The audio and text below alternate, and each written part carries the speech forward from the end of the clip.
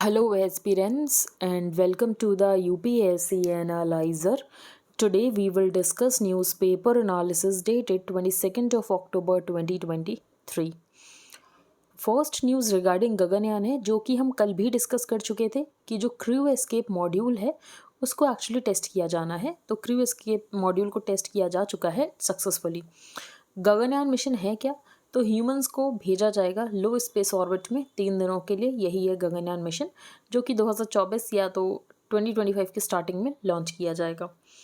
Setting the stage for its planned mission, Gaganyaan 2 take Indian astronauts into space by 2024 and ISRO ने यहाँ पर test कर लिया है क्रू एस्केप सिस्टम को। The launch of the mission flight test vehicle abort mission scheduled for 8 AM, लेकिन फिर कुछ टेक्निकल ग्लिचेस आ गए थे। फिर उसके बाद यहाँ पर 10 AM पे लॉन्च किया गया। ये सब यहाँ पर मेंशन है, जो कि एग्जाम के लिए इंपॉर्टेंट नहीं है, लेकिन गगनयान मिशन इंपॉर्टेंट है, जो कि हमने डिस्कस कर लिया कि गगनयान मिशन है क्या। US, UK back Canada on diplomatic presence. तो एक्चुअली यहाँ पर जो कनेडियन डिप्लोमेट्स थे, इनकी प्रेजेंस कुछ 60 थे स्ट्रेंथ में, लेकिन जो इंडियन डिप्लोमेट्स कनाडा में हैं उसकी स्ट्रेंथ अराउंड 20 है। तो इंडिया ने बेसिकली यही कहा कि डिप्लोमेट्स में पैरिटी होनी चाहिए, जिसकी वजह से इंडिया ने ये कहा कि आप अपने कुछ डिप्लोमेट्स को वापस बुला लो।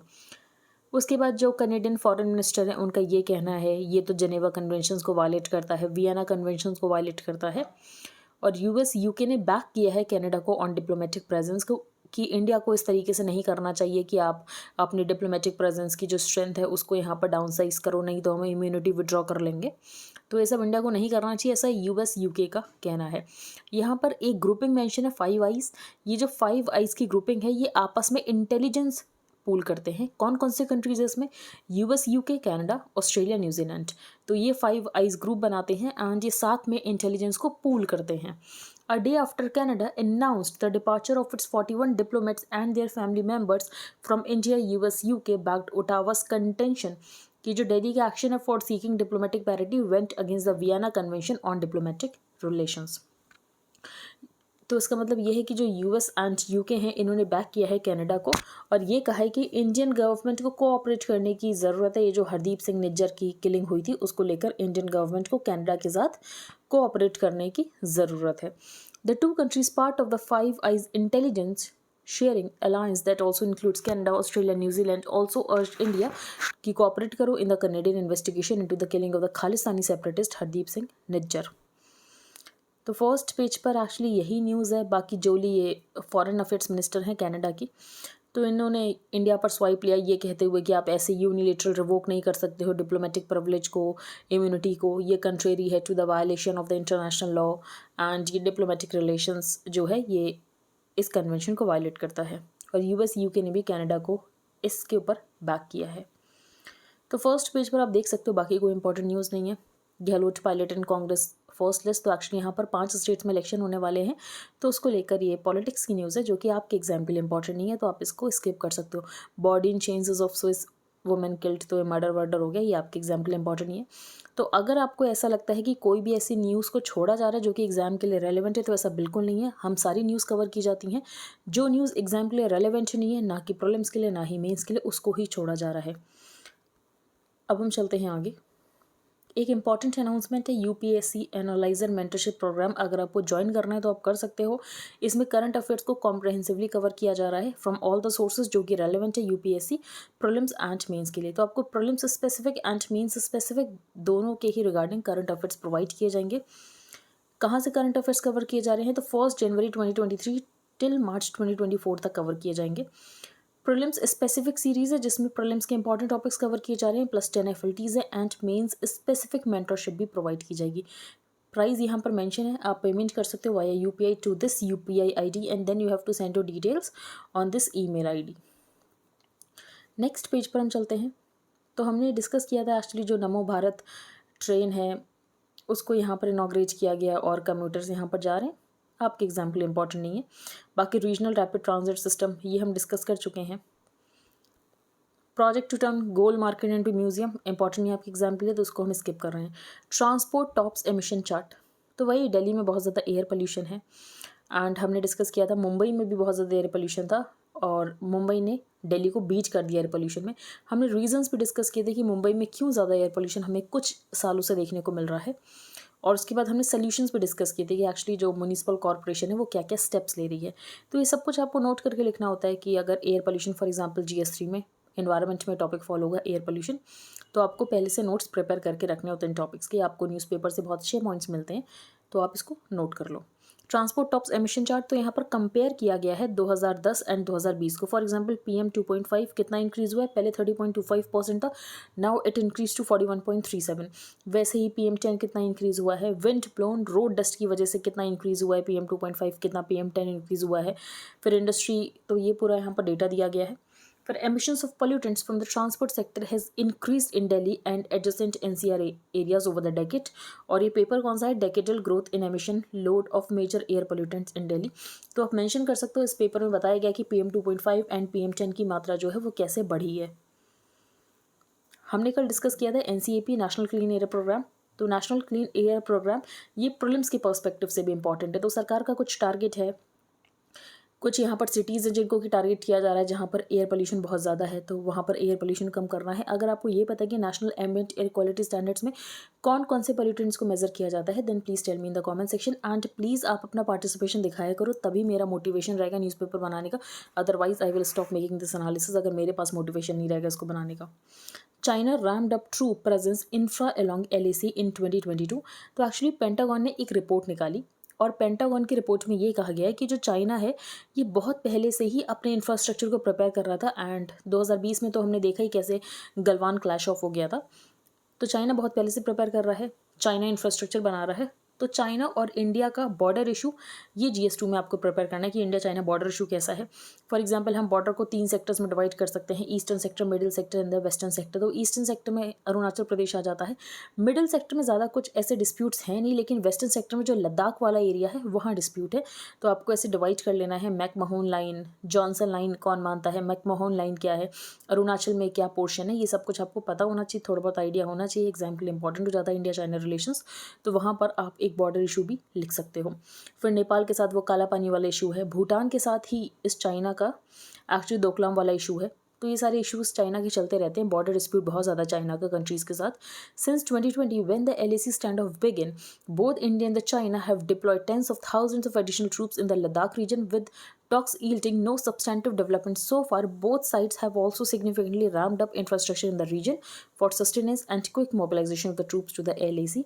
तो यही बताया गया कि बहुत टाइम से टॉक्स चल रहे हैं, लेकिन टॉक्स में भी हमें बहुत ज़्यादा रिजल्ट देखने को नहीं मिला है। चाइना एक टैक्टिक यूज़ करता है जिसका नाम है सलामी स्लाइसिंग।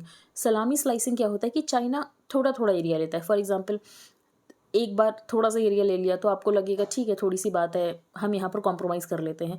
फिर दोबारा क्लैश ऑफ होगा, चाइना फिर थोड़ा सा एरिया ले लेगा। तो जब इंसान ऐसा थोड़ा थोड़ा एरिया जाने देता है तो अल्टीमेटली ये कंपाउंड होकर बहुत सारा एरिया हो जाता है। तो इसको हम बोलते हैं सलामी स्लाइसिंग।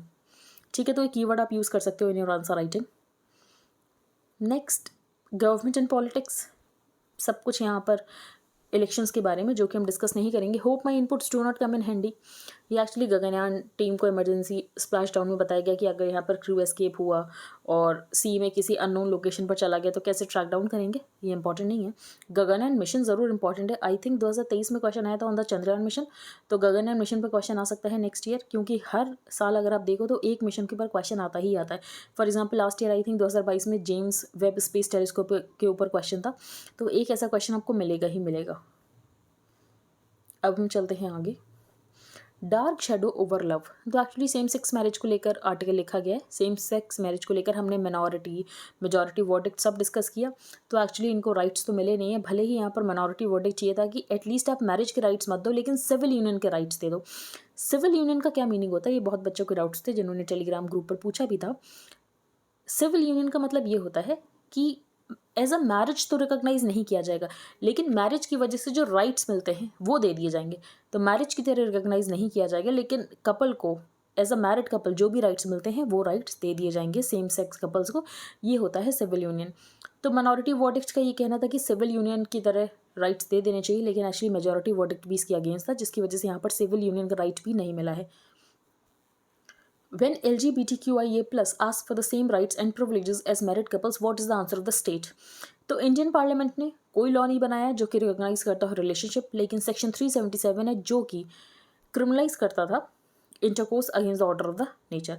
2018 में Navtej Singh versus union of India की जजमेंट आता है और डीक्रिमिनलाइज किया जाता है कंसेंशुअल होमोसेक्सुअलिटी को। तो होमोसेक्सुअलिटी को डीक्रिमिनलाइज किया जाता है, लेकिन मैरिज के राइट्स नहीं दिए जाते हैं 2018 में भी। Many questions and answers. तो सबसे पहले ये कहा गया, फॉर एग्जांपल आपने देखा होगा कि जब ये जजमेंट आए तो किसी भी पॉलिटिकल पार्टी का कोई इसके ऊपर जवाब नहीं आया कि वो क्या सोचते हैं, और सबका यही कहना था कि हम डिटेल में जजमेंट पढ़ रहे हैं, क्योंकि कोई भी पॉलिटिकल पार्टी हर लोगों के साथ इस पॉइंट पर रिलेट नहीं कर सकती है। तो बहुत सारे लोग होंगे जो कि सपोर्ट करते होंगे सेम सेक्स मैरिज को, बहुत सारे लोग नहीं करते होंगे। Marriage is only a statutory right according to the heterosexuals and marriage is not a fundamental right, लेकिन राइट टू रिलेशनशिप ये है फंडामेंटल राइट। तो once the court reached this conclusion unanimously most of the other conclusions fell in place. There must be two genders in a marriage, ये सब कहने वाली बातें। However the right to relationship is a fundamental right. Right to relationship जरूर एक fundamental right है, but it is not a right to civil union. तो justice Chandrachud and Kaul were prepared कि एटलीस्ट हमें यहाँ पर राइट टू सिविल यूनियन दे देना चाहिए, लेकिन जो मेजॉरिटी वर्डिक्ट था वो इसके अगेंस्ट था कि अभी हमें इतना दूर नहीं जाना चाहिए, सब कुछ हमें पार्लियामेंट के ऊपर छोड़ देना चाहिए कि राइट टू सिविल यूनियन देना है नहीं देना है। Scholars think that the right to relationship is practically without content, कि आपने बस बोल दिया। एक्चुअली कोई लॉ तो होना चाहिए ना जो कि राइट टू रिलेशनशिप को इंश्योर करता हो। और फिर ऑथर का ये कहना है कि इंडिया जो है यहाँ पर आपको सेल्फ राइटियस इन्फोर्सर्स मिल जाएंगे जो कि आपको बताएंगे आपको ऐसा नहीं वैसा करना चाहिए। फॉर एग्जांपल ऐसे बहुत लोग होते हैं जो कि आपने देखा होगा कि आपको इंटरकास्ट मैरिज नहीं करनी चाहिए, आपको इंटर रिलीजन मैरिज नहीं करनी चाहिए।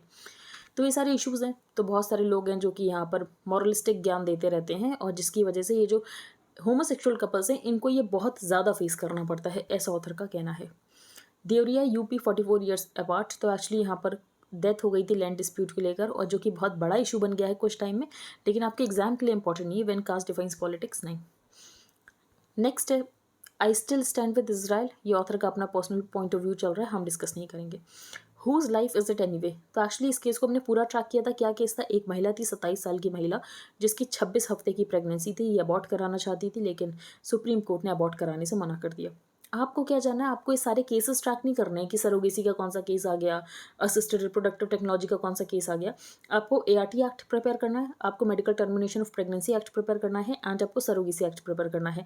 And medical termination of pregnancy act को actually last year supreme court ने वाइडर इंटरप्रिटेशन दिया था। तो जो वाइडर इंटरप्रिटेशन है आपको उसको भी प्रिपेयर करना है। अगर आप PDF बाय कर रहे होगे जिसमें आपको इंडियन एक्सप्रेस का हाईलाइटेड पोर्शन मिलता है, एक्चुअली आपको न्यूज़पेपर मिलता है Indian Express plus static portion related to every topic, तो उसमें आपको ये डिटेल्स मिल जाएंगी। नहीं बाय कर रहे हो तो आपको खुद से तीनों एक्ट्स पढ़ने हैं, सारे ही एक्ट्स इंपॉर्टेंट हो जाते हैं। कुछ टाइम पहले हमने पॉश डिस्कस किया था, तो पॉश भी आपको पता होना चाहिए, prevention of the sexual harassment act. H long last 8 trucks enter Gaza strip. तो यहाँ पर राफा बॉर्डर की बात की गई है जो कि क्रॉसिंग है इजिप्शियन एंड गाजा स्ट्रिप की साइड की। Excluding the fuel. तो एक्चुअली इसराइल ने बोला ठीक है आप ह्यूमैनिटेरियन एड पहुंचा दो, लेकिन फ्यूल नहीं जाएगा। और हॉस्पिटल्स में फ्यूल की बहुत ज़्यादा कमी हो गई है क्योंकि जनरेटर्स में फ्यूल की तो ज़रूरत होती है। तो excluding the fuel from the humanitarian aid means the lifes of the patients and injured will remain at risk, ये इनका कहना है। At Cairo summit. तो एक्चुअली कायरो इजिप्ट में समिट हुई है, ये जो इसराइल एंड हमास का वॉर चल रहा है इसको लेकर। तो अरब लीडर्स का यही कहना है कि पीस इस्टेब्लिश करने की ज़रूरत है। अब ये जो इन्होंने कायरो समिट की इसमें इसराइल प्रेजेंट ही नहीं था, तो आप ये किससे कह रहे हो कि पीस इस्टेब्लिश करने की ज़रूरत है अगर वॉरिंग नेशन ही प्रेजेंट नहीं है। तो Arab leaders at a Cairo summit condemned Israeli bombardment of Gaza as Europeans का भी ये कहना था। फॉर एग्जाम्पल ये जो इटालियन प्राइम मिनिस्टर थी जॉर्जिया मेलोनी, US से सिर्फ US ने अपने एक एम्बेसी के इंसान को भेज दिया, US की तरफ से भी कोई ऐसा खास प्रेजेंस वहाँ पर था नहीं जो कायरो समिट हुई है।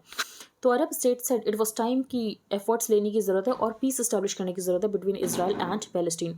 अरब स्टेट्स फियर द ऑफेंसिव को drive Gaza residents permanently, and हम देख सकते हैं कि जो पैलेस्टीनियंस है ये एक्चुअली रेफ्यूजी में टर्न हो जाएंगे एंड ये दूसरे नेशंस में जाने लग जाएंगे, जैसा कि 1948 के दौरान हुआ था जब इसराइल को क्रिएट किया गया था।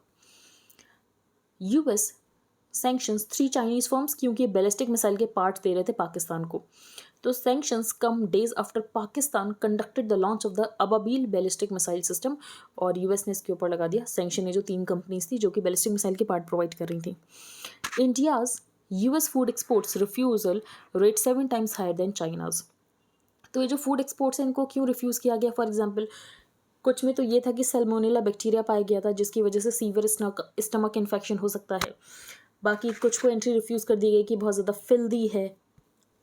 तो ये सारे इश्यूज़ हैं जिसकी वजह से यहाँ पर बहुत सारे कंसाइनमेंट्स को रिजेक्ट किया गया। यहाँ पर MDH के कंसाइनमेंट को रिजेक्ट किया गया, नेस्ले इंडिया के कंसाइनमेंट को रिजेक्ट किया गया। क्यों? तो वही बेसिकली इशू था यहाँ पर। अब आपको ये बात सोचना है कि ये जो USA से रिजेक्ट हो गया ये एक्चुअली इंडिया में आया होगा, फिर इंडिया वाले लोगों को बेच दिया होगा। तो ये कितना एथिकल है कि फॉर एग्जांपल आपको यहाँ पर आपने एक्सपोर्ट किया और वहाँ से रिजेक्ट हो जा रहा है और आप इंडिया वाले लोगों को बेच दे रहे हो। तो food imports from India, Mexico and China saw the highest number of refusals between October 2019 and September 2023। तो इस इशू का सोल्यूशन कैसे हो सकता है? तो फॉर एग्जांपल जो भी यहाँ पर एक्सपोर्टिंग कंपनीज हैं उनको ट्रेनिंग प्रोवाइड करने की ज़रूरत है कि जो यहाँ पर सैनिटरी एंड फाइटोसैनिटरी मेजर्स हैं उनको लेकर आप कैसे हाई स्टैंडर्ड्स इंश्योर कर सकते हो जिसकी वजह से आपका कंसाइनमेंट रिजेक्ट ना हो। तो ये ज़रूर कॉमर्स मिनिस्ट्री को एक स्टेप लेना चाहिए। Spice route hurdle, why the West Asian conflict could derail the IMEC plan. तो इसको हम बहुत टाइम से डिस्कस कर रहे हैं। एक्चुअली जब G20 समिट इंडिया में हुई थी तब इस प्लान को यहाँ पर अनवील किया गया था। प्लान क्या है? India middle east European economic corridor.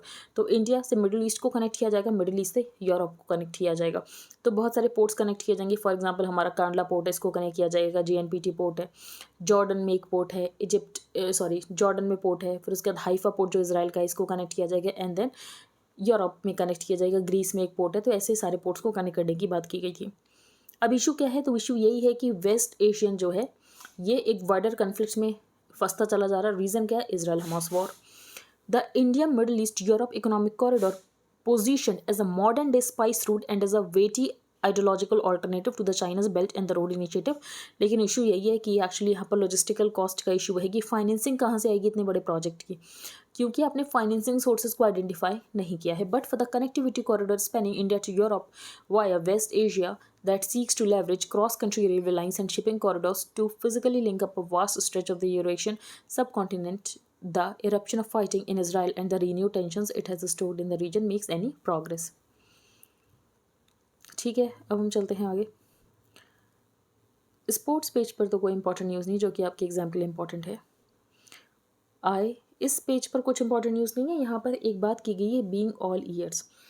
तो जो बैट्स होते हैं ये इको लोकेशन का यूज़ करते हैं। अब बैट्स इको लोकेशन का यूज़ करते हैं, ये तो बैट्स की टेंडेंसी हो गई। लेकिन ऑथर ने ये बात कही है कि जो ब्लाइंड लोग हैं उनको भी इको लोकेशन की टेक्निक सिखाई जा सकती है। तो एको लोकेशन जो है ये ब्लाइंड लोगों को भी सिखाया जा सकता है। तो बैट्स कैसे एको लोकेशन को यूज़ करते हैं? तो हाई पिच्ड अल्ट्रासोनिक साउंड निकालते हैं और यहाँ पर वेट करते हैं जब ये एकोस वापस से इनके पास आएंगे, और जिसकी वजह से सब अंदाज़ा लगा लेते हैं कि प्रे कितनी दूर है, प्रे कितना बड़ा है, प्रे है कौन सा। तो ये जो एको लोकेशन है एक्चुअली ब्लाइंड पीपल भी यूज़ कर सकते हैं। आई थिंक मैंने इसके ऊपर कुछ एक BBC की डॉक्यूमेंट्री देखी थी जिसमें जो ब्लाइंड लोग हैं वो एको लोकेशन का यूज़ कर रहे थे, और जिसकी वजह से वो आसानी से आइडेंटिफाई कर सकते थे कि कौन सा यहाँ पर ऑब्जेक्ट है और इसकी कितनी हाइट होगी, कितनी विड्थ होगी। ठीक है, आगे चलते हैं। How the mighty fail. तो यहाँ पर प्रिंसली स्टेट्स की बात की गई। वैसे तो ये एक बुक का प्रमोशन आप देख सकते हो, डीथ्रोन्ड, ये बुक लिखी गई है। अगर हम पोस्ट इंडिपेंडेंस इंडिया की बात करें GS1 में, तो वहाँ पर ये क्वेश्चन आता है कि प्रिंसली स्टेट्स का इंटीग्रेशन कैसे हुआ था। तो वहीं यहाँ पर बताया गया है German chancellor auto von Bismarck, इन्होंने यूनिफाई किया था जर्मनी को, लेकिन इन्होंने कुछ वॉर्स भी लड़े थे। India's own Bismarck Sardar Vallabh भाई पटेल, इन्होंने एक्चुअली 565 प्रिंसली स्टेट्स को एक साथ लेकर आया और इंडिपेंडेंट इंडिया का पार्ट बनाया। When his initial plans for an independent India went awry, a desperate Lord Mountbatten ने senior most Indian civil servant VP Menon को कहा कि आपको एक रात दी जाती है, आपको प्लान लेकर आना है कि आप कैसे इन प्रिंसली स्टेट्स को साथ में लेकर आओगे। Menon met his deadline presenting his Menon plan which would play midwife to India's birth as a free nation। फिर उसके बाद ये बताया गया है कि कैसे इंडिया का बाल्कनाइजेशन होने से रोका गया। जो 565 प्रिंसली स्टेट्स हैं, अगर ये अपने अपने स्टेट बनाकर बैठ जाते तो कितनी बड़ी प्रॉब्लम होती। तो together they prevented the balkanization of the India. कहीं पर आसानी से परसुएशन की टेक्निक यूज़ की गई, जहाँ पर परसुएशन नहीं हुआ वहाँ पर मिलिट्री का भी यूज़ किया गया, for example operation Polo. The integration has been made out to be a largely bloodless affair, but this is far from the truth. इतना ब्लडलेस अफेयर नहीं था। फॉर एग्जाम्पल पुलिस एक्शन का use किया गया operation Polo Hyderabad में। That in generally averted being balkanise is largely, क्योंकि यहाँ पर जो वल्लभ भाई पटेल थे इन्होंने अपनी प्रैग्मेटिक स्किल्स का यूज़ किया। दे परसुएटेड हंड्रेड्स ऑफ रूलर्स कि आप इंस्ट्रूमेंट ऑफ एक्सेशन साइन करो। लेकिन कुछ स्टेट्स थे जिन्होंने इंस्ट्रूमेंट ऑफ एक्सेशन साइन करने से पहले मना कर दिया था, फॉर एग्जाम्पल जूनागढ़, हैदराबाद, कश्मीर, ये सब पूरा यहाँ पर इशू बताया गया है। एक बात यहाँ पर ये बताई गई है कि कश्मीर हाथ से जा रहा था और उसके बाद ये डिसाइड किया गया कि हमें इंटरवीन करना ही पड़ेगा. तो it was Patel who took the initiative to prepare for a military intervention to stop Hyderabad bids for independence. Despite Patel's antipathy towards the princes he honoured his promises to them by enshrining कि इनको preview purses दिए गए थे, लेकिन इनका जो preview purse है वो 1979 में इंदिरा गांधी ने अबॉलिश कर दिया था. तो ये भी आपको पता होना चाहिए कि प्रीव्यू पर्स अब नहीं है, पहले था. AI can detect abnormal heart rhythms. तो as far as I remember मैंने पेपर देखा था तो 2023 के GS3 के पेपर में एक क्वेश्चन था कि जो AI है ये हेल्थ सेक्टर में कैसे यूज़ हो सकता है. तो अगर आपको कोई स्पेसिफिक एग्जाम्पल पता है तो एक्चुअली आपको आधा एक नंबर ज़्यादा ही फेच कराता है. तो AI एबनॉर्मल हार्ट रिदम्स को भी डिटेक्ट कर सकते हैं. कोई पर्सन है जिसकी एबनॉर्मल हार्ट रिदम तो है लेकिन सिम्टम्स शो होने में टाइम लगता है, उससे पहले ही उसकी एबनॉर्मल हार्ट रिदम डिटेक्ट हो सकती है एंड उसका डायग्नोस होकर ट्रीटमेंट शुरू हो सकता है. तो investigators found that an artificial intelligence algorithm can detect an abnormal heart rhythm in people not yet showing symptoms. How nano particles are hurting your lungs and brain. तो if I remember correctly तो I think 2022 के prelims में एक question था जिसमें question ये था कि आप PM 2.5 10 ये आपके लंग्स को पेनिट्रेट कर सकते हैं. तो यहाँ पर ऑथर ने ये बताया कि एक्चुअली जो नैनो पार्टिकल्स हैं ये आपके ब्रेन को भी पेनिट्रेट कर सकते हैं. तो अगर स्टेटमेंट ये आता है कि nano particles can penetrate humans brain तो ये करेक्ट स्टेटमेंट होगा. But while we talk about PM 2.5 PM 10 की हमारे लंग्स में जा रहा है, it is nanoparticles that have emerged as a silent but potent threat. These minuscule particles measuring approximately 600 times smaller than the width of the human hair, ये actually सिर्फ lungs तक ही penetrate नहीं कर सकते हैं, ये human brain में भी penetrate कर सकते हैं. Due to their ultra fine size, तो actually 10⁻⁹ मीटर होता है, बहुत ही छोटा साइज होता है. तो nanoparticles have dimensions typically ranging from 1 to 100 nanometre, बहुत ज़्यादा छोटे होते हैं और जिसकी वजह से बॉडी के नेचुरल डिफेंस मैकेनिज्म को बाईपास कर सकते हैं और जो फिल्टरिंग एक्शन है नोज़ का इसको भी बाईपास कर सकते हैं, हमारे रेस्पिरेटरी ट्रैक्ट में जा सकते हैं. कॉन्सिक्वेंटली नैनो पार्टिकल्स जो हैं लंग्स में पेनिट्रेट कर सकते हैं और हेल्थ रिस्क पोज करते हैं. This damage can be specially harmful to individuals जिनको पहले से कोई प्रॉब्लम है जैसे कि अस्थमा है या तो क्रॉनिक ऑब्स्ट्रक्टिव पल्मोनरी डिजीज़ है जैसे कि चिल्ड्रन और एल्डरली, ये ज़्यादा रिस्क पर हैं. फिर ये बताया गया कि एक्चुअली जो बैरियर होता है एक जो ब्रेन तक चीज़ों को जाने से रोकता है, ये उस बैरियर को भी उस प्रोटेक्टिव बैरियर को भी ब्रीच कर सकते हैं. तो in addition to their lung related threats nano particles have shown the ability to breach the blood brain barrier, a protective barrier जो कि ब्लड स्ट्रीम को सेपरेट करता है फ्रॉम द ब्रेन और जिसकी वजह से कोई भी हार्मफुल सब्सटेंस हमारे ब्रेन तक ना पहुंचे. However, certain nanoparticles due to their small size and unique properties have been shown to cross this barrier और जिसकी वजह से न्यूरोलॉजिकल डैमेज हो रहा है. फॉर एग्जाम्पल अल्जाइमर के केसेस बढ़ते जा रहे हैं, पार्किंसन के केसेस बढ़ते जा रहे हैं. तो सोल्यूशन क्या है? सोल्यूशन इंपॉर्टेंट होता है, हर चीज़ का सोल्यूशन लिखना ज़रूरी होता है. तो पर्सनल प्रोटेक्टिव इक्विपमेंट का यूज़ करो, मास्क का यूज़ करो, ग्लव्स का यूज़ करो, फुल बॉडी सूट्स का यूज़ कर सकते हो अगर आप नैनो पार्टिकल के साथ कॉन्टैक्ट में आ रहे हो. एयर प्योरीफायर यूज़ कर सकते हो, गुड वेंटिलेशन होना ज़रूरी है. अवॉइड एरियाज़ जहाँ पर बहुत ज़्यादा एयर पोल्यूशन है या ज़्यादा ट्रैफिक आवर्स हैं तो उस समय बाहर नहीं निकलना चाहिए जितना कोशिश हो सके, वरना अगर ज़रूरी तब तो जाना ही पड़ेगा. More over opting for natural and organic products जिसकी वजह से जो एक्सपोजर है टू नैनो पार्टिकल्स ये कम हो सकता है. तो आई होप आपको सब कुछ क्लियर हो गया हो. अगर आपका कोई भी डाउट है तो आप टेलीग्राम ग्रुप पर पोस्ट कर सकते हो. If you liked the analysis then please like share and subscribe. Thank you and have a nice day.